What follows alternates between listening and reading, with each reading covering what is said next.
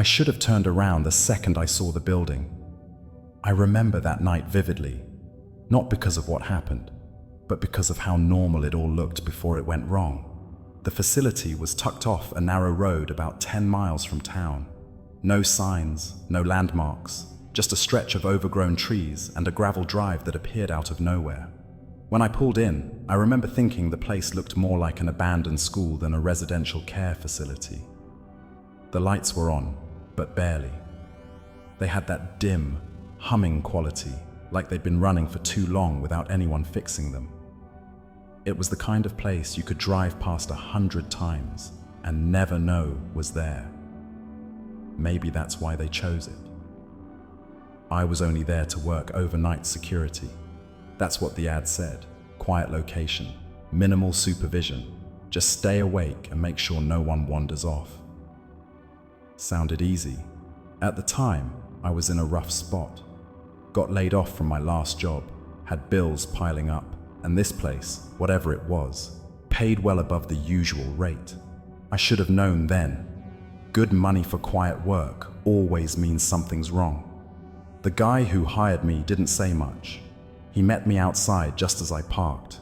Heavy coat, thick gloves, hood up, even though the weather was mild.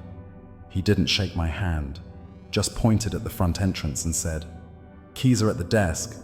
Don't open any doors that don't belong to you. Don't respond to the kids if they talk, especially not the ones in room 6. Got it?" I laughed. I thought he was being sarcastic. Some weird joke to haze the new guy. But he didn't laugh back. He just repeated himself, word for word, like it was a line he'd said too many times before. And then he got in his car and drove away. The building had that stale, institutional smell, old paper, floor wax, and something underneath, like mildew maybe. I walked past a few framed photos near the front desk. All of them were turned face down. I told myself it was nothing. Maybe they were replacing them or cleaning. But deep down, it felt like they didn't want people remembered. The security station was just a small room near the lobby with a desk, a few monitors, and a binder labeled routines and emergencies. There was a list of room numbers and check-in logs, but no patient names. Just room 1 through room 10. Some of them had dates scribbled next to them. Others were blank. Room 6 had a single note written beside it in red pen. "Don't engage." The first hour was quiet.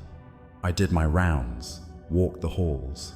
Everything felt too still. Like the air was heavier in that place. Each door had a small square window at the top, covered by blinds. I glanced through one or two of them, habit more than anything, but most of the rooms were dark, except room 6. That one had a faint light underneath the door, not flickering, just constant, steady. I didn't think much of it at the time. I figured someone left a nightlight on. Maybe it was one of the rooms they didn't use anymore, or someone left it on for a resident. The hallway outside was colder though. I remember that clearly. Like the air shifted the closer you got to that room, and the silence. It wasn't just quiet, it felt full, like something was listening. Around 1:15 a.m., I passed by the door again during my second walkthrough. That's when I heard it, a soft knock from the inside. I stopped, looked around. There was no one else in the hallway, no TVs, no radios, just the sound of small knuckles rapping twice on wood. Then I heard a voice, quiet, childlike. "Hello?" It was barely above a whisper. "I'm scared," it said. "Can you help me?" I froze. My hand went to the radio clipped to my vest, but there was no signal, just static. "Please," the voice said again. "They locked me in here." I took a step closer without realizing it. Something in that voice felt wrong, but it was so familiar. It sounded like a real kid, not a recording, not a prank. There was this edge to it, like it was struggling to hold something back.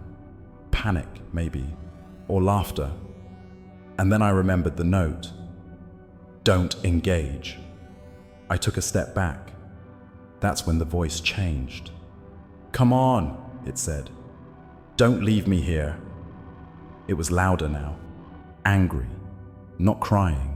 Not scared. Angry. And the voice, it wasn't a child anymore. It had this low scrape to it, like it was dragging itself across my eardrum. "You already looked," it hissed. "You already listened." I turned and walked away. I didn't run. I wanted to, but something told me that if I ran, it would follow. That whatever was behind that door wanted me to react, to give it something real to grab onto. I didn't sleep that night. I sat in the front room with the radio crackling, my eyes locked on the monitor that showed the hallway outside room 6. But here's the thing, the feed kept flickering. Not cutting out, not losing signal, just flickering, like someone was walking in and out of the frame.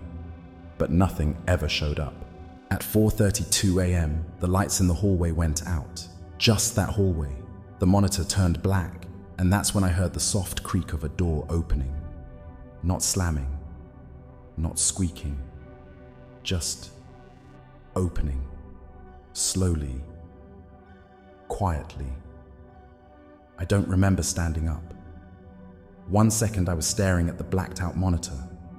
The next, I was halfway down the hallway, flashlight in hand, pulse hammering in my throat. My boots barely made a sound on the floor. The silence was that thick. I kept telling myself not to go, that the lights going out could have been a power issue, that the creaking door could have been the building settling, but none of that felt true. You ever get that deep marrow-level certainty that something is wrong? That every part of the world is holding its breath because it knows what's coming isn't supposed to exist? That's what it felt like. As I reached the hallway leading to room 6, the temperature dropped. Not like a breeze or draft. This was bone deep.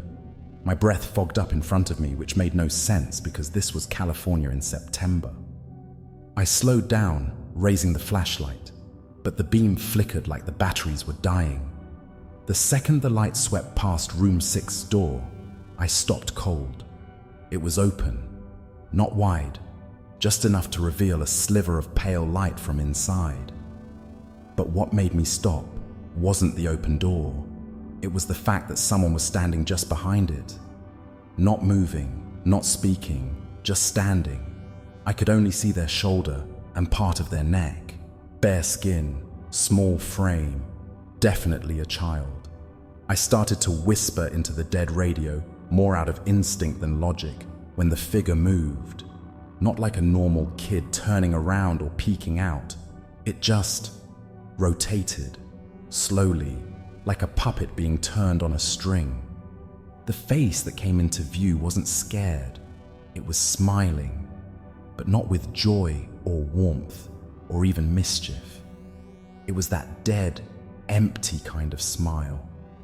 The kind you'd see on mannequins in a store window that haven't been cleaned in years. Eyes wide, too wide, lips curled upward but pulled too tight, like they'd forgotten what emotion was supposed to look like. "Don't be afraid," it whispered, but its mouth didn't move. That's when I stepped back. Its eyes tracked me. The rest of the body didn't shift, just the eyes, following, measuring. I turned, walked fast back to the desk, and locked myself inside the security room. The second I closed the door, I heard footsteps in the hallway, running, small feet, fast, then silence. I didn't move for 10 full minutes, just sat there, frozen, staring at the blank monitors, the sweat on my back turning cold against my shirt. I thought maybe it was over. Maybe it was a dream, a hallucination. Maybe the stress of too many bad jobs and late nights had finally cracked something in my brain. But then the intercom crackled. It hadn't worked all night. I hadn't even touched it. But now, at 4:47 a.m., it let out a burst of static so loud it made me jump. And then came the voice. She talked to me. The voice was small, childlike, but hollow. No pitch, no cadence. like someone had copied the idea of a child's voice, but missed the part that made it human. "She talked to me," it repeated a little louder. "She asked if I was cold." I didn't say a word. "I told her I was cold on the inside," it said. I didn't breathe. I asked her to come in, then silence. No more static, just the faint, high-pitched ring you get in your ears when everything else stops. That's when I noticed the smell. It was faint at first, like old milk left out too long, but it grew stronger by the second. Sour, sweet, metallic, like rotting fruit soaked in copper. I opened the security room door slowly, flashlight aimed into the hall. Nothing, no movement. But the door to room 6 was wide open now, and I could hear whispering. Not voices, not words, just whispers. Hundreds of them, layered on top of each other, all coming from that room. I backed away, slammed the security room door shut again, locked it, wedged a chair under the handle, and then I saw something I can't explain. One of the monitors blinked back on, not the hallway feed, not the lobby. It was room 6. I shouldn't have had access to that feed. It wasn't on the monitor grid earlier. I swear to you, I checked. But there it was. The camera showed the room from the ceiling corner. The light inside was dim, flickering. The walls were covered in drawings, hundreds of them. Crude, childlike scribbles in black crayon or charcoal. Figures standing in doorways, figures with no eyes, figures holding hands with other, smaller ones. I could see what looked like a small bed in the corner, and a child sitting on it, facing the wall. And standing all around the room were others. Not adults, not children. Something in between. Too tall to be kids, too twisted to be anything else. And they were just watching the child on the bed, not moving, not blinking. Then the child turned, not their head. The entire body pivoted, stiff as a mannequin, and stared straight at the camera, straight at me. The feed cut to black. My phone buzzed. I hadn't had service all night. I knew that because I checked it at least a dozen times, hoping to call someone, anyone. But now, at 5:13 a.m., I had a new notification. No number, no contact, just a single text. "Don't leave at sunrise." I dropped the phone. I still don't know why I picked it back up. I didn't want to believe any of it. I wanted to leave that building and never come back. But I couldn't shake that warning the guy gave me the first night. Don't talk to the children. Don't open the wrong doors. Don't leave before sunrise. And now I had a fourth one. Don't leave at sunrise. That was never part of the rules. But someone, or something, had added it, and it knew I was watching. The last hour before dawn was supposed to be the safest. That's what I kept telling myself. If I could just hold out until sunrise, I'd be okay. The air would warm, the shadows would fade, the world would remember how to be normal again. But that text changed everything. Don't leave at sunrise. It was like the game had rules, and someone, something, was rewriting them just as I was about to win. I stared at the clock on the wall. 5:13 a.m., 47 minutes. That's how long I had left until sunlight touched the parking lot, until the sky turned soft pink, and this nightmare lost its grip on the world. Unless that text was right. Unless daylight wasn't the end of it. Unless stepping outside was the final trap. My mind spiraled in every direction at once. What if I had it backward? What if I wasn't supposed to wait until sunrise? What if that was when they could leave their rooms? What if the man had told me only part of the truth? I thought about calling someone again. No signal. Of course, I didn't even know why I checked. Habit, maybe. or desperation. I paced behind the security desk for what felt like forever, trying to ignore the soft thumping sounds that had started behind the walls, like hands tapping gently from the inside. At 5:29 a.m., the power flickered. Not just the lights, the monitors, the desk lamp, the thermostat, everything. The building shuddered with it, like something outside had pressed its full weight against the walls and exhaled. And then the door to the security room creaked open. I hadn't heard footsteps. I hadn't heard the knob turn, just the creak, soft and slow. I didn't turn around. I couldn't. Then, behind me, the whisper came. "Would you like a drawing?" I knew that voice, same one from the monitor. The child on the bed, my lungs locked, my legs wouldn't respond. I didn't even flinch. Another whisper, closer now, right behind my ear. "I made it for you. It's you in the hallway. You don't have a face." My skin went cold. My hands trembled. And then I heard something drop softly onto the desk. Paper, crinkled and light.